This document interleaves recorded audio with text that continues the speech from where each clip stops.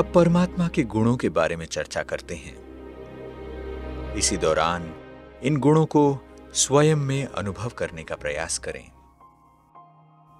परमात्मा सभी गुणों का सागर और स्रोत है।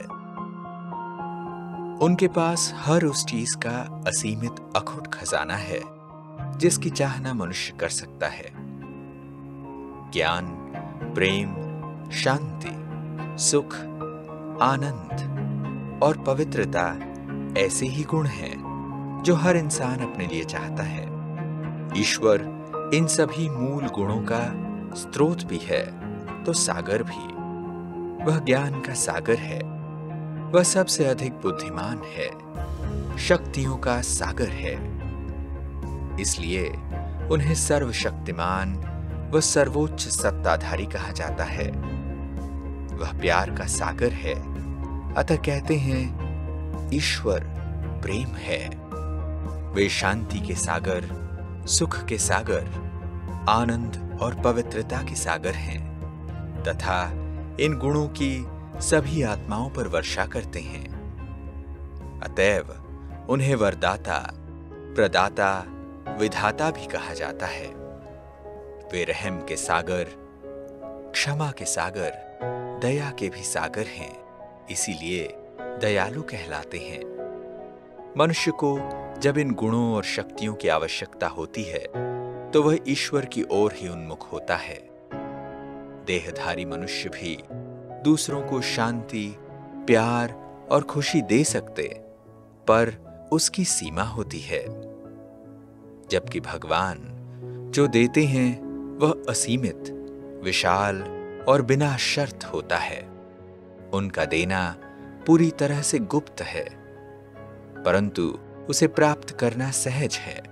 जो कोई भी उन्हें प्यार से याद करता है उसे वह सब कुछ मिल जाता है जो ईश्वर के पास है।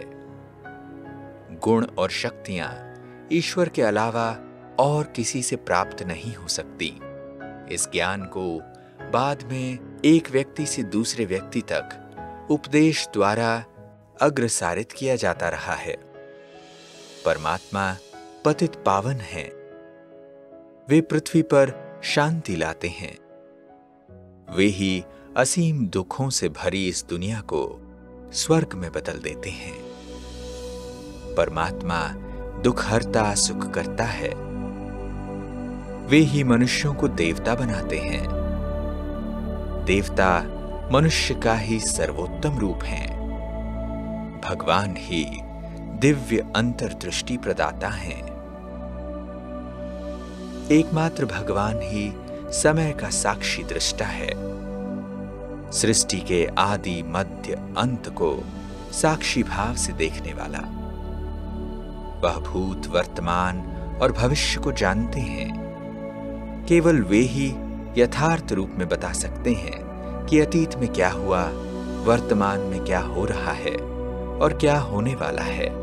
वह ज्ञानवान है, इसलिए कहा जाता है भगवान सत्य है। भगवान को भगवान इसलिए भी कहते हैं क्योंकि उनके कार्य सबसे उच्च और महान हैं।